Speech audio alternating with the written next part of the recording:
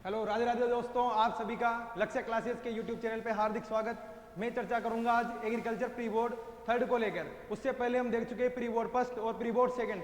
उसके साथ में अब आपको पेपर नजदीक आ चुके हैं। आपके जैसे भी पता है एग्रीकल्चर का आपको कब पेपर होने वाला है, उससे पहले आपके जो बोर्ड के क्वेश्चंस हैं उनकी क्लास आपके प्लेलिस्ट अलग से बनी हुई है। उसके साथ में हमने क्या करवाया, जो हमारे ऑफलाइन बैच में जो प्री बोर्ड हुआ उसका हम सॉल्यूशन करा चुके हैं यूट्यूब के अंदर। आज हम लेके आए प्री बोर्ड थर्ड जो भी कंडक्ट हुआ हमारे ऑफलाइन बैच के अंदर। और आप मान के चलो कि जो बोर्ड का पैटर्न है उस बोर्ड के पैटर्न के आधार पर उसका पेपर बनाया गया है, जो कि हमारे प्री बोर्ड पेपर है। और ये कौन सा आपका तीसरा प्री बोर्ड पेपर है। अब आपका समय इतना रहा नहीं आपके पास कि आप प्रत्येक वीडियो को देख पाओ, तो आपको क्या करना है, वीडियो की स्पीड रखनी है थोड़ी। और उसको क्या करना है, जैसे कोई बोर्ड के मैंने चैप्टर वाइज क्वेश्चन सॉल्यूशन करवाए, तो उनको क्या करना है, आपको थोड़ा स्पीड रख के उनको एक बार जैसे नोट्स पढ़ लिया, नोट्स पढ़ने के बाद में आपको क्या करना है कि उसकी वीडियो को देखना है कि इसमें से अपने को कितने क्वेश्चन आ रहे हैं या कितने क्वेश्चन नहीं आ रहे हैं। तो आपको वो डिसाइड करेगा कि हम जो पढ़ रहे हैं वो बोर्ड के अकॉर्डिंग पढ़ रहे हैं या नहीं पढ़ रहे हैं। तो आपको कैसे पता लगेगा, जब आप उसके क्वेश्चन देखोगे पीछे।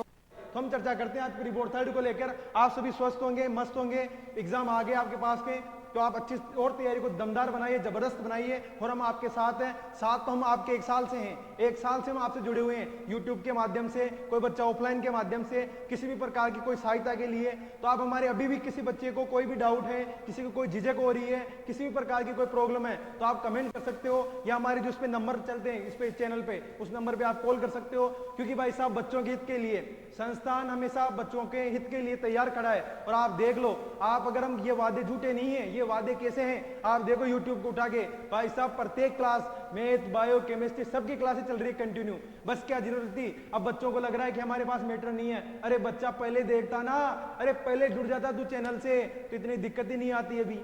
सर अब क्या करें, अब तो बेटा वही है जो होगा। लेकिन फिर भी आप मेहनत को और बढ़ाएं और अपने कॉन्फिडेंस को हाई लेवल पे रखें। क्यों? क्योंकि अभी एग्जाम पास में आगे मस्त रहे, स्वस्थ रहे, जो आपके पास मैटर अवेलेबल है उस मैटर को पढ़ते रहें। ठीक है, तो आगे चलते हैं आज प्री बोर्ड थर्ड को। देखो इस क्वेश्चन में आपको देख रही है कि किस प्रकार के क्वेश्चन बन रहे हैं, रिक्त स्थान कहां से बने हुए हैं, ऑब्जेक्टिव कहां से बने हुए हैं, और तुम्हारे जो एक नंबर के एक पंक्ति में जो आंसर देना रहता है वो कहां से आए हुए हैं। तो आपको कमेंट कर, अगर किसी बच्चे को इनके आंसर आते हैं तो आप बता सकते हो हमारे को। तो देखो आगे, देखो फर्स्ट कौन सा, इसमें इसी चैनल के ऊपर 3 वीडियो पड़ी है भाई साहब, किसकी, प्री बोर्ड की। प्री बोर्ड के कितने paper solution, 3 paper. Model paper solution हो चुका है एग्रीकल्चर का, हाफ ईयरली का पेपर सॉल्यूशन हो चुका है। सर आनंद हो गया, लेकिन सर हमने क्या पहले वाली वीडियो देखी नहीं है। तो बेटा यही करोगे, हमारे से देने से थोड़ी मतलब है। अरे यूट्यूब पे पूरा मैटर भरा पड़ा है, पढ़ने वाले की कमी है, पढ़ने वाले की। लेकिन क्या करे, तुम्हारे को बोलता बोलता थक गया, अब नहीं बोलूंगा, अब नहीं बोलूंगा भाई साहब, अब नहीं बोलूंगा, कुछ ही मतलब नहीं तुम्हारे। देखो आगे इसका, देखो फर्स्ट क्वेश्चन क्या कहता है। फर्स्ट क्वेश्चन कह रहा है कि एग्रोनॉमी किस भाषा का शब्द है। एग्रोनॉमी किस भाषा का शब्द है, अर्थात एग्रोनॉमी कितने शब्दों से मिलकर बना हुआ बेटा, 2 शब्दों से मिलकर बना हुआ है। देखो एग्रोनॉमी कितने शब्दों से मिलकर बना हुआ है, 2 शब्दों से। फर्स्ट तो कौन सा है, एग्रोस, और दूसरा कौन सा है, नोमोज। एग्रोज और नोमोज। सर एग्रोज का मतलब क्या होता है, अरे मेरे बेटा बताइए था एग्रोज का मतलब क्या होता है। एग्रोज का मतलब होता है सोइल, सोइल का मतलब क्या हो गया, मृदा। और नोमोज का मतलब क्या होता है, प्रबंधन, यानी कि टू मैनेज। और ये क्या हो जाएगा, प्रबंधन। क्वेश्चन क्या पूछ रहा था, क्वेश्चन ये पूछ रहा था कि एग्रोनॉमी किस भाषा के शब्दों से मिलकर बना होता है। तो कौन सी भाषा से मिलकर बना होता है, अरे सर इसमें बताओ आप जल्दी से। अरे ये तो कौन सी भाषा होती है, ग्रीक भाषा। कौन सी भाषा होती है, ग्रीक भाषा। सर हो गया यहाँ तक। यहाँ पर लेटिन आया, तो लेटिन भाषा के कौन से शब्द है, अरे हॉर्टिकल्चर, उद्यान विज्ञान, कौन सी भाषा का शब्द है, अरे हॉर्टिकल्चर कौन सी भाषा का शब्द है, लेटिन भाषा का। कभी भी पूछ ले एग्रीकल्चर, अरे एग्रीकल्चर कौन सी भाषा का शब्द है, एग्रीकल्चर तुम्हारे कौन सी भाषा का, लेटिन भाषा का। देखो आगे क्वेश्चन क्या पूछ रहा है, दूसरा सेकंड क्वेश्चन पूछ रहा है कि चने के बीजों को कौन से जैव उर्वरक से उपचारित करते हैं। अरे चने के जो बीज होते हैं ना, उनके कौन से जैव उर्वरक होता है जिससे उपचारित किया जाता है। ऑप्शन में क्या है, राइजोबियम, एजोटोबैक्टर, एजोला और एजोस्पाइरिलम। अभी जो चारों लिखे हुए हैं ना, अरे जो चारों ऑप्शन में लिखे हुए हैं, तुम्हारे जैव उर्वरक का जो ऑब्जेक्टिव क्वेश्चन बनेगा वो यही बनेगा कि किस फसल के अंदर कौन सा जैव उर्वरक प्रयोग में लिया जाता है। तो आपको अभी यही क्लियर हो जाएगा, आपकी जितनी फसलें दे रखी है, जितने जैव उर्वरक दे रखे हैं, अभी यही क्लियर कर दूंगा। सर ये क्लास इंपॉर्टेंट रहेगी क्या, अरे इंपॉर्टेंट क्या, ये तो बांध रहेगी। अरे ये तो एक पिटारा है, इस पिटारे को आप देखते रहो। मैं बोल रहा हूं ना, लास्ट टाइम पे आपका मैं समय बर्बाद नहीं होने दूंगा। आप अगर क्लास को देख रहे हो और किसी बच्चे के दिमाग में ये चल रहा हो कि सर अब तो एग्जाम आ गए, हमको सेल्फ स्टडी करनी चाहिए, अरे बेटा सेल्फ स्टडी करता तू तो पूरे साल ही कर लेता। मेरे को पता है नहीं होगी तेरे से सेल्फ स्टडी, मेरे को करानी पड़ेगी। देखो क्या पूछ रहा है, चने के बीजों को कौन से जैव उर्वरक से उपचारित करते हैं। अरे चने को करते हैं राइजोबियम से, किससे? राइजोबियम से।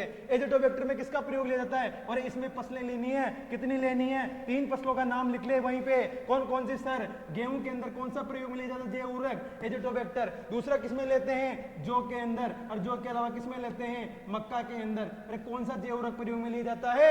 अरे ये तो लिया जाता है एजेटोबैक्टर। आगे देखो नेक्स्ट, आगे क्वेश्चन क्या है तुम्हारे? एजोस्पाइरिलम। एजोस्पाइरिलम कौन सी फसलों के अंदर प्रयोग में लिया जाता है? तो देखो यहां पर एजोस्पाइरिलम जैव उर्वरक है जो कि कौन सी फसलों के अंदर प्रयोग लिया जाता है? जो कि क्या करता है? वायुमंडल में उपस्थित नाइट्रोजन का क्या करता है? फिक्सेशन का कार्य करता है। और ये कौन करता है? एजोस्पाइरिलम। और इसमें कौन सा प्रयोग में लेते हैं? इसमें लेते हैं बेटा किस कौन सी फसल के अंदर? ये लेते हैं जवार के अंदर। किसमें लेते हैं? जवार में और गन्ना के अंदर। क्या लिया जाता है? एजोस्पाइरिलम प्रयोग में लिया जाता है। आगे कौन सा बचा? एजोला। और एजोला कौन सी है? एजोला किसमें लेते हैं? एजोला लेते हैं बेटा धान के अंदर। कौन से में? धान के अंदर। और इसकी प्रजातियां पाई जाती है। एजोला की 2 प्रजातियां होती है। कौन कौन सी होती है सर? एनाबीना और नोस्टो। कौन कौन सी होती है? लिख लो यहीं पर भाई साहब। मैं बोल रहा हूं ना, बेकार नहीं जाने दूंगा, बस आपको क्या करना है, ये लाइन टू लाइन नोट करना है। कितने क्वेश्चन है पढ़े अपने? 2। और भाई साहब देखो बोर्ड पे, भाई साहब एक बार इसमें से क्वेश्चन बन जाएगा ना तुम्हारे से बाहर जाने का ही नहीं रहेगा, बस देखते रहो। क्या है? एजोला की कौन सी प्रजातियां हैं? एनाबीना और नोस्टोक। ये आगे तुम्हारी एनाबीना और नोस्टोक।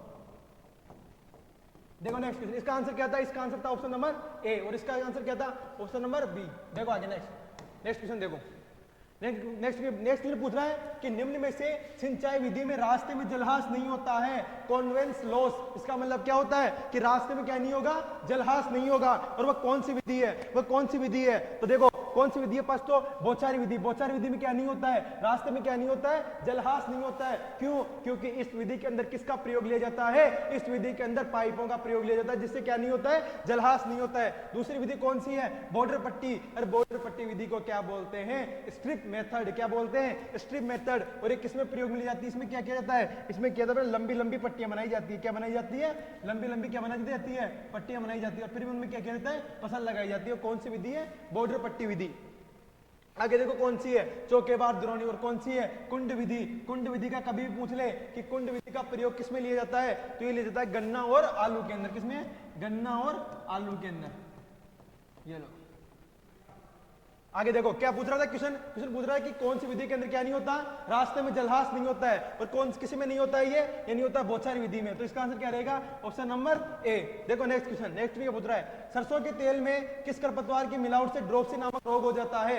यानी कि सरसों का जो तेल होता है उसके अंदर कौन से रोग, यानी कि कौन सा ऐसा खरपतवार है जो उसमें मिल जाएगा तो उससे कौन सा रोग हो जाएगा? ड्रोपसी रोग। और ड्रोपसी रोग में किससे होता है? ये होता है सत्यानाशी से। भाई साहब याद रखना, अगर इस बार बोर्ड में क्वेश्चन आया, बोर्ड में नहीं आई तो जेड में मान के चलो इस बार क्वेश्चन बनेगा कहां से? जो अपने खरपतवार दे रखे, खरपतवारों का बॉटनिकल नाम पूछेगा, किसी का भी देख लेना एक बार। और ये मैं अभी आपको बोल के जा रहा हूं, तो आपको क्या करना है? जो मुख्य खरपतवार है उसका बॉटनिकल नाम याद करना है। सर इनका तो बता दो आप, तो लिख लो यहीं पर। सत्यानाशी का क्या होता है? अरे सत्यानाशी का वास्तविक नाम क्या होता है? उसका होता है आर्जिमोना मैक्सोना।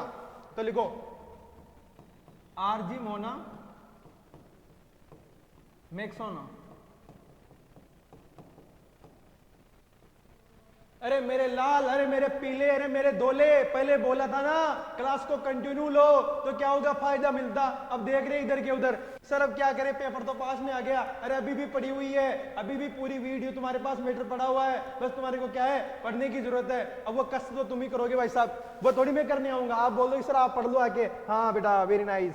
देखो आगे, सरसों के तेल में किस खरपतवार की मिलावट होने से कौन सा रोग हो जाता है? ड्रोपसी नामक रोग किससे होता है? जब किसके बीज मिल जाते हैं? सत्यानाशी के बीज मिल जाते हैं। आगे देखो इसका आंसर क्या था? इसका आंसर था ऑप्शन नंबर ड। आगे देखो क्वेश्चन नंबर क्या पूछ रहा है? क्वेश्चन पूछ रहा है कि निम्न में से कौन सा जैव अभिकर्ता गाजर घास नियंत्रण तो काम में लिया जाता है? भाई साहब ये 4 दे रखे तुम्हारे, और चारों रट लो इसको। देखो कौन सा है? गाजर घास के नियंत्रण के लिए किसका प्रयोग लेते हैं? अरे गाजर घास के नियंत्रण के लिए कौन सा? जैव अभिकर्ता। और जैव अभिकर्ता को क्या बोलते हैं? Bio agent. क्या बोलते हैं? Bio agent. वो बायो एजेंट किसका प्रयोग लेता है? तो देखो जाइकोग्रामा बाइकोलोरेटा, इसके लिए किसका प्रयोग लेते हैं? गाजर घास के नियंत्रण के लिए किसके नियंत्रण के लिए? गाजर घास के नियंत्रण कौन सा लिया जाता है? जाइकोग्रामा बाइक्लोरेटा। नियोक्टाना बुर्ची ये किसके लिए लेते हैं? अरे एक खरपतवार होता है, कौन सा खरपतवार होता है सर? जलकुंभी। कौन सा खरपतवार? जलकुंभी।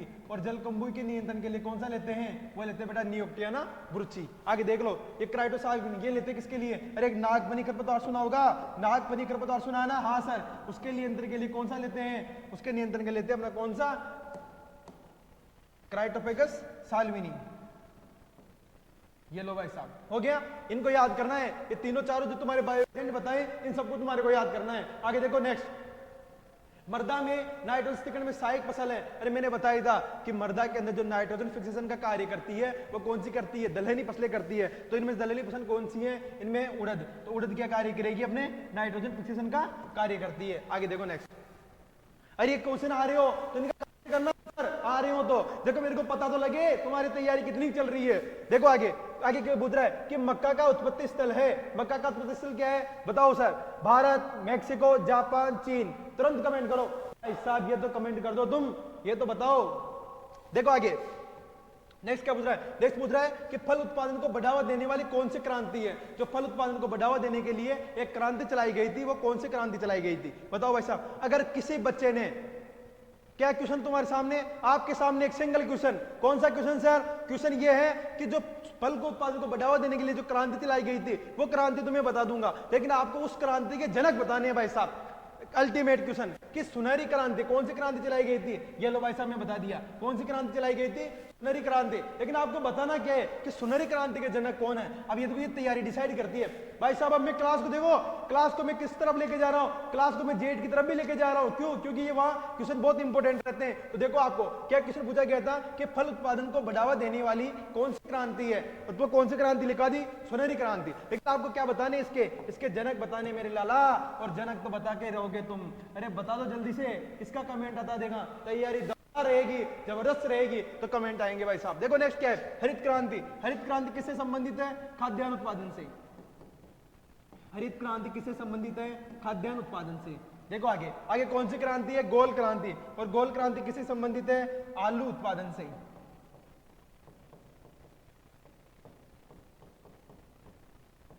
आगे देखो, आगे क्या है? आगे पूछ रहा है इंद्रधनुषी क्रांति। और जो लास्ट में कौन सी क्रांति चलाई गई थी? इंद्रधनुषी क्रांति। इसका मतलब क्या है कि कृषि के सभी जो व्यवसायी है उनको सम्मिलित करने के लिए कौन सी क्रांति चलाई गई? इंद्रधनुषी क्रांति। इसका मतलब क्या है? समस्त कृषि के लिए, समस्त कृषि को बढ़ावा देने के लिए कौन सी क्रांति चलाई गई थी? इंद्रधनुषी क्रांति। तो इसका आंसर क्या अपना? Option number B. देखो आगे, और ये क्वेश्चन चल रहा था, हाँ मक्का का उत्पत्ति स्थल क्या है? अरे नहीं बताया लोगों ने। अरे ये तो होता है मेक्सिको। क्या होता है? मेक्सिको। चीन किसका होता है? अरे चीन तो होता है सरसों का। किसका होता है? सरसों का। और किसका? सोयाबीन का। देखो भारत किसका है? अरे भारत तो अपने चना, बाजरा नहीं, चना। और किसका है? उड़द। ये कौन सा है? ये है भारत। तो इसका आंसर क्या रहेगा? Option number B. आगे देखो नेक्स्ट क्वेश्चन क्या पूछ रहा है? नेक्स्ट पूछ रहा है कि पलवार मल्चिंग से बचाव होता है। पलवार मल्चिंग का मतलब क्या होता है? देखो ये कार्य क्या करती है? ये रोग का नियंत्रण भी करती है, कीट का भी करती है, नमी का भी करती है। लेकिन सर्वाधिक प्रयोग किसमें लिया जाता है? नमी संरक्षण के लिए। किसका? पलवार मल्चिंग। क्या करते हैं? ऊपर क्या बचा देते हैं? पॉलिथीन की एक परत बचा देते हैं। उससे क्या होता है? नमी संरक्षण होता है। तो किसके लिए प्रयोग में लेते हैं इसका? नमी संरक्षण के लिए। इसका आंसर क्या है? Option number. देखो आगे, आगे क्वेश्चन क्या पूछ रहा है? आगे क्वेश्चन पूछ रहा है कि अमरूद की लाल गुद्दे वाली किस्म कौन सी है? जो अमरूद होता है उसकी लाल गुद्दे वाली किस्म कौन सी है? अरे वो तो मैंने बताया था, लाल से ललित। अरे ये ललित कौन सी है? अमरूद की लाल गुद्दे वाली किस्म है। ये चार किस्में याद कर लो भाई साहब। कौन कौन सी? सरदार, अर्का, मूल्य, पंत प्रभात और ललित। ये सभी किसकी किस्में? अमरूद की। देखो आगे जल्दी से, देखो नेक्स्ट क्वेश्चन। पेक्टिन परीक्षण किया जाता है, जल्दी से बताओ आंसर।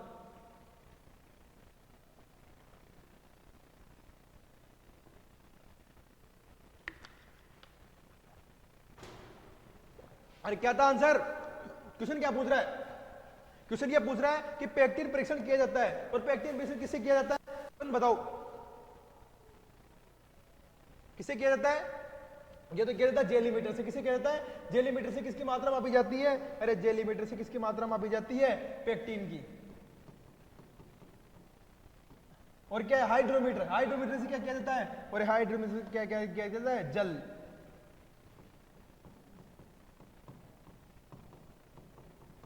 जल की मात्रा। और नेक्स्ट क्या दे रखा तुम्हारे, लेक्टोमीटर। देखो दो यंत्र होते हैं, कभी भी ध्यान रखना, दो यंत्र कौन से होते हैं, देखो दूध के अंदर काम मिले जाते हैं, दूध के अंदर दो काम मिले जाते हैं, एक तो क्या मापता है उसका एसएनएफ, और ये क्या मापता है वसा। देखो वसा मापने के लिए कौन सा यंत्र लेते हैं, और एसएनएफ होता है ना सॉलिड नॉट फेट, उसको मापने के लिए कौन सा यंत्र लेते हैं। तो अगर कभी भी आपको पूछ रहे हैं कि दूध के अंदर जो वसा रहती है उस वसा को मापने के लिए कौन से यंत्र का प्रयोग लिया जाता है, उसको लेते हैं ब्यूटायरोमीटर। कौन सा लेते हैं, ब्यूटायरोमीटर। लेकिन कभी भी पूछ ले कि दूध के अंदर जो क्या रहता है एसएनएफ, यानी कि कुल वसा रहित ठोस, उसको क्या बोलते हैं एसएनएफ, सॉलिड नॉट फेट, वसा रहित ठोस को मापने के लिए कौन से यंत्र का प्रयोग लिया जाता है, उसको लिखना आपको क्या, लेक्टोमीटर। लेक्टोमीटर। देखो आगे, नेक्स्ट देखो आगे, इसमें देखो नेक्स्ट क्या चल रहा था अपने, लेक्टोमीटर तक हो गया। आगे देखो, आगे क्वेश्चन पढ़ो इसको, किसी भी व्यवसाय का प्रमुख उद्देश्य क्या है, किसी भी व्यवसाय का प्रमुख उद्देश्य क्या है, जल्दी से बताओ।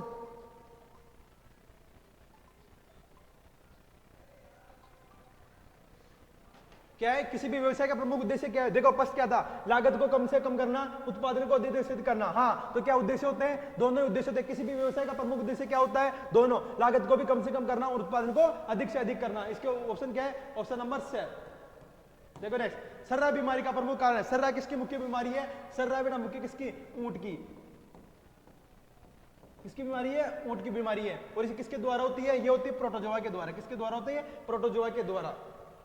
और इसमें एक काम करती है, इसका जो वाहक का कार्य करती है ना, प्रोटोजोआ जो एक वाहक का कार्य करती है, वह वाहक का एक काम करती है, इसका नाम क्या है, एक मक्खी कार्य करती है, उस मक्खी का नाम ध्यान रखना है, उसका नाम क्या होता है, टेबेनस मक्खी।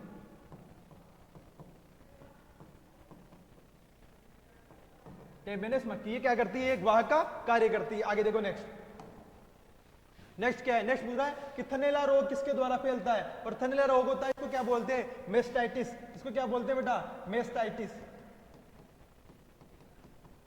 मेस्टाइटिस क्या बोलते हैं, मेस्टाइटिस किसके द्वारा होता है, थनैला रोग होता है किसके द्वारा, जीवाणु के द्वारा। किसके द्वारा होता है बेटा, जीवाणु के द्वारा। और जीवाणु का नाम क्या होता है, देखो यहीं पे देख लो, अरे यहीं पे देख लो, याद करो इनको याद करने की तुम्हारे सख्त जरूरत है। और जीवाणु कौन सा होता है, जीवाणु का नाम होता है streptococcus. Streptococcus agalactiae, streptococcus agalactiae. देखो आगे नेक्स्ट क्या पूछ रहा है कि दुग्ध ज्वर मिल्क प्योर किसके कमी के कारण होता है, और मैंने बताया था ये कौन सी जनित है, अरे मेटाबॉलिक, यानी कि किसी भी पोषक तत्व की कमी से जो पशुओं के अंदर बीमारियां होती है उनको बोलते हैं उपापचय जनित या मेटाबॉलिक बीमारियां। उसमें कितनी दे रखी है तुम्हारे, 3 दे रखी है। देखो इसमें से कौन से पूछा, मिल्क प्योर। अरे साथ में देखो तुम, कोई झंझट नहीं, कोई टेंशन नहीं, आप बस क्लास को कंटिन्यू लेते रहो और देखते रहो। इधर देखो कौन सी पूछ रहा है, ये पूछ रहा है ये उपापचय जनित, उपापचय जनित। और इन्हीं को क्या बोलते हैं, इनको बोलते हैं बेटा मेटाबॉलिक। क्या बोलते हैं, मेटाबॉलिक डिजीज या मेटाबॉलिक रोग। देखो कौन से होते हैं, उपापचय जनित में 3 बीमारियां होती है। कौन कौन सी होती है, देखो फर्स्ट कौन सी आती है, मिल्क फीवर। कौन सी आती है, मिल्क फीवर। दूसरी कौन सी आती है, पास्पोरिस। और तीसरी कौन सी आती है, कीटोसिस। देखो मिल्क फीवर, देखो यहीं पे देखो, रे तुम्हारे को क्या पूरा क्लियर ही कर दूंगा मैं। कभी भी पूछ ले तुम्हारे को, अरे कभी भी पूछ ले तुम्हारे को कि हमारे को ये बताओ जल्दी से किसकी पोषक तत्व की कमी से कौन सी बीमारियां होती है, तुम तुरंत बता देना चाहिए, तुम्हारा आंसर 1 नंबर आना चाहिए। क्या देखो जो पोषक तत्व की कमी से बीमारियां होती है उनको बोलते हैं मेटाबॉलिक या उपापचय जनित बीमारियां। अब उसमें कितनी तरीके के, 3। फर्स्ट कौन सी होती है, मिल्क फीवर। कौन सी होती है, मिल्क फीवर, ऐसे लिखता हूं, मिल्क फीवर। दूसरी कौन सी होती है, पीपीएच। और तीसरी कौन सी होती है, कीटोसिस। अब देखो किसकी कमी से होती है, देखो ऊपर तो क्या दे रखा है, मिल्क फीवर। ये किसकी कमी से होती है, ये होती है कैल्शियम की डिफिशियंसी से, यानी कि कैल्शियम की कमी से। पीपीएच किसकी कमी से होता है, फास्फोरस की कमी से। और कीटोसिस किसकी कमी से होता है, पोटास की कमी से। अब क्वेश्चन क्या पूछा, यहां पर क्वेश्चन पूछा कि जो मिल्क फीवर है यानी कि दुग्ध ज्वर, इसको बोलते हैं मिल्क फीवर, किसकी कमी से होता है, तो किसकी कमी से होता है बेटा, ये कैल्शियम की कमी से। ऑप्शन नंबर हो गया। देखो नेक्स्ट क्वेश्चन क्या बोल रहा है, वर्ष 2013 में वैश्विक दूध उत्पादन में भारत का हिस्सा था, और कितना परसेंटेज हिस्सा था ये? 18%। 24% था, लेकिन ऑप्शन में है नहीं तो अपने कितने मानेंगे? 18%। तो ऑप्शन क्या रहेगा इसका? ऑप्शन नंबर ब। देखो नेक्स्ट क्वेश्चन क्या है, नेक्स्ट क्वेश्चन आएंगे तुम्हारे रिक्त स्थान वाले। कौन से आगे? रिक्त स्थान की पूर्ति कीजिए। अब देखो कितने क्वेश्चन आएंगे तुम्हारे रिक्त स्थान वाले? अरे रिक्त स्थान कितने क्वेश्चन आने हैं? 10। तो देखो प्रथम क्या पूछ रहा है कि ऑर्गेनिक फार्मिंग शब्द का प्रयोग प्रथम बार किया, और ये किसने किया था? अरे ये किसने किया था? ऑर्गेनिक फार्मिंग जो शब्द है इसका प्रयोग प्रथम बार किसने किया, और वो किसने किया था? वो किया था लॉर्ड वाल्टर नॉर्थबोर्न ने, लॉर्ड वाल्टर नॉर्थबोर्न ने। और ये कब किया? अरे ये भी लिख लो कब किया। ये किया था 1940 में। कब किया था? 1940 में। और एक नहीं कि एक पुस्तक है नॉर्थबोर्न साहब की, एक पुस्तक है जिसका नाम क्या है? Look to the land. कौन सी है? Look to the land. उसमें क्या प्रयोग लिया उन्होंने? ऑर्गेनिक फार्मिंग शब्द लिया था पहले बार प्रयोग में। और कौन सी पुस्तक में लिया? लुक टू दी लैंड में। और कब लिया? 1940 में। और किसने लिया? नॉर्थबोर्न ने। ठीक है भाई साहब, क्लियर हुआ। नेक्स्ट क्वेश्चन, हमारे देश में कुल शुद्ध कृषि का प्रतिशत क्षेत्र वर्षा पर आधारित है, और वो कितना प्रतिशत है? वो है बेटा 58%। कितना प्रतिशत है? 58%। ये किस पे आधारित है? ये वर्षा पर आधारित है। और इस जो 58% में, इसमें देखो 40% तो क्या है? खाद्यान्न उत्पादन निर्भर है 58% में। और इसमें क्या है? 2/3 पशुधन। 2 पॉइंट ध्यान रखने हैं। कितने पॉइंट बेटा? 2 पॉइंट। अब देखो 2 पॉइंट में क्या आएगा? एक तो आएगा बेटा कितना परसेंट? 40% क्या है? खाद्यान्न उत्पादन। और उसके साथ में क्या दे रखा है? खाद्यान्न क्या है? 2/3 पशुधन। 2/3 पशुधन। वो किस पर निर्भर है? 58% क्षेत्र वर्षा पर आधारित है। देखो नेक्स्ट, बरसिम के बीजों में किसके बीज मिल जाने से क्या होता है? खरपतवार। तो किसके बीज मिल जाते हैं इसमें? कासमी।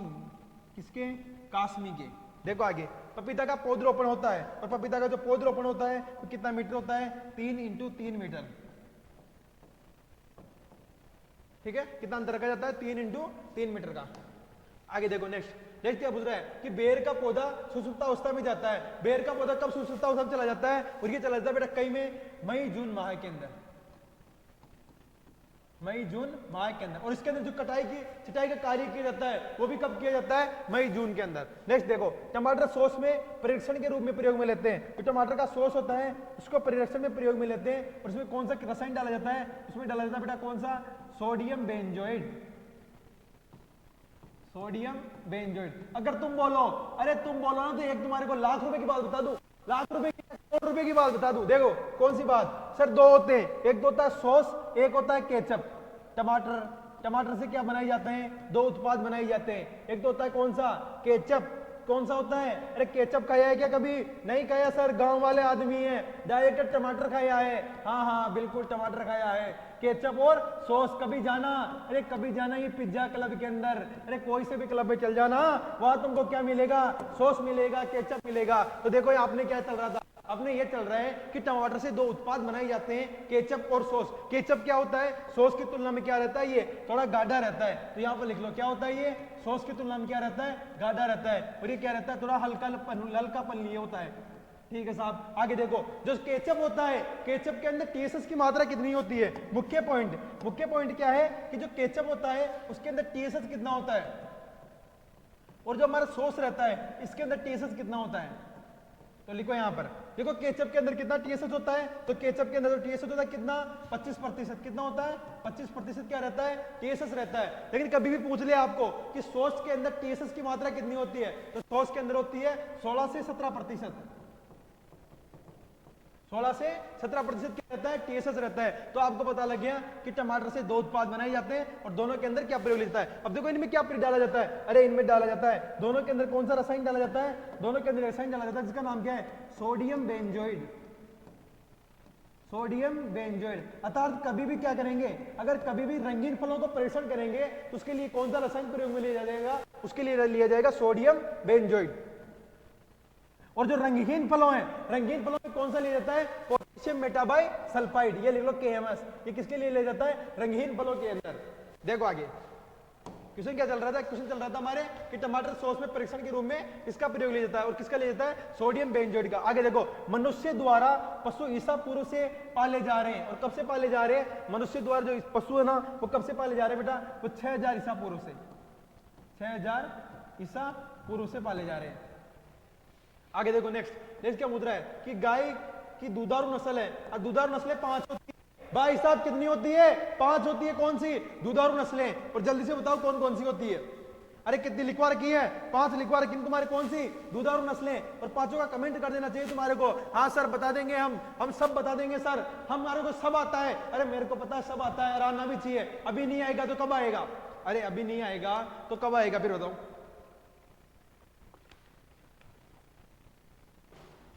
देखो क्या पूछ रहा है कि गाय की दुधारू नस्ल है। अब दुधारू नस्ल कितनी दे रखी है, यहीं पे देख लो, मैं तुम्हारे लिख देता हूं बोर्ड के ऊपर ही।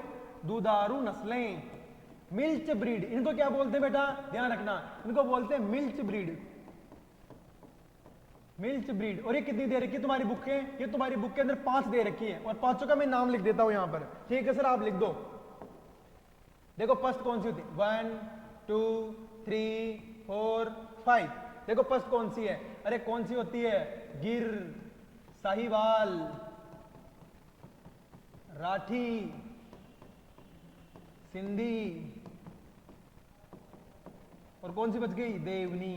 ये कौन सी होती है? ये दुधारू नस्ल। और कितनी दे रखी तुम्हारी? 5। और 5 तुम्हारे सामने आ गई। क्वेश्चन क्या पूछ रहा था? क्वेश्चन ये पूछ रहा था कि गाय की दुधारू नस्ल है, तो आपको कोई सी भी लिख देनी है। कौन सी लिखोगे? आपको जो ये 5 दे रखी है, ये कौन सी हो गई? आपकी दुधारू नस्लें हो गई। हो गई 5 क्लियर? हाँ सर आगे बताओ। नेक्स्ट इसमें लिख दो आप कौन सी नस्ल, इसमें लिख दो आप गिर। नेक्स्ट क्या पूछ रहा है कि खुरप का मुंह का रोग द्वारा फैलता है, और किसके द्वारा फैलता है? ये विषाणु वाले। विषाणु वाले कितने दे रखे? यहां पर लिख लो आप, विषाणु वाले कितने रोग दे रखे आपकी बुक के अंदर? आपकी बुक के अंदर 2 दे रखे हैं। और कौन से दे रखे? दोनों के नाम ध्यान रखना। कौन कौन सा है? प्रथम है आपका कौन सा? Rinder paste. कौन सा है? Rinder paste. और दूसरा कौन सा दे रखा है? एफएमडी।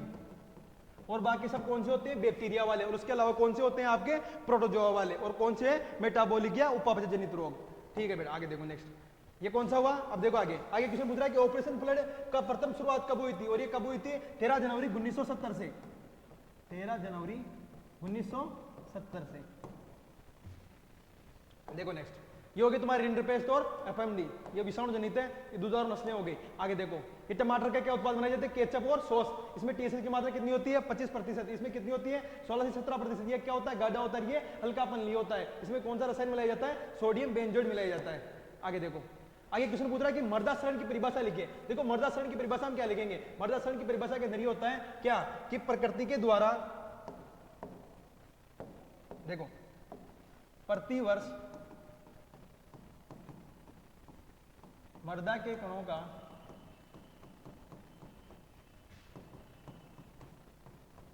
जल एवं वायु के द्वारा एक स्थान से दूसरे स्थान तक चले जाना, और वो क्या कहलाता है? मर्दाशरण कहलाता है। देखो आगे क्या पूछ रहा है? सापेक्ष खरपतवार किसे कहते हैं? देखो 2 प्रकार के खरपतवार होते हैं, एक तो होते हैं सापेक्ष और निरपेक्ष। सापेक्ष का मतलब क्या होता है कि किसी फसल के समान, क्या हुआ जैसे कोई खेत है, उस खेत के अंदर आप लोगों ने क्या लगाया? गेहूं, और उसके साथ में कौन सा खरपतवार उग गया? खरपतवार नहीं, फसल का उग जाना। जैसे मान लो गेहूं के खेत में किसका उग गया? चने का उग जाना। वो कौन से खरपतवार कहलाते हैं? सापेक्ष खरपतवार कहलाते हैं। तो देखो इसकी परिभाषा लिख लो।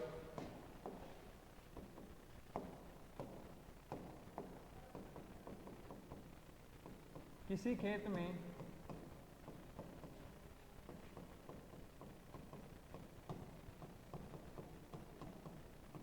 फसल के साथ में अन्य फसल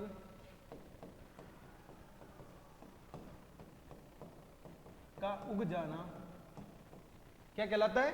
किसी खेत में फसल के साथ में अन्य फसल का उग जाना सापेक्ष खरपतवार कहलाता है। सापेक्ष खरपतवार कहलाता है। और इसका क्या होता है? इसका उदाहरण क्या होता है? इसका उदाहरण भी लिखो यहां पर। उदाहरण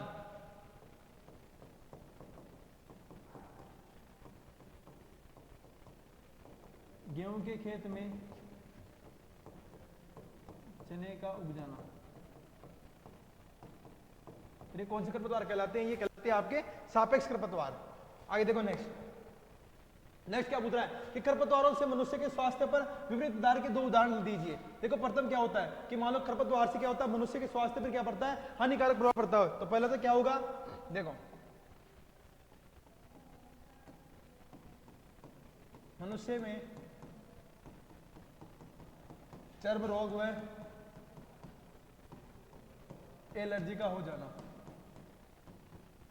चर्म रोग किसका हो जाना? एलर्जी का हो जाना। और दूसरा पॉइंट क्या लिखेंगे? सेकंड पॉइंट क्या लिखेंगे? क्या कि सरसों के साथ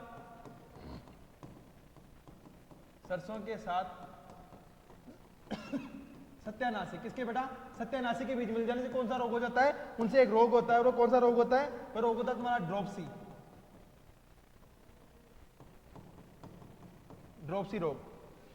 आगे देखो, आगे क्वेश्चन क्या पूछ रहा है? आगे क्वेश्चन पूछ रहा है कि कोई 1 वर्षीय फसल चक्र लिखिए।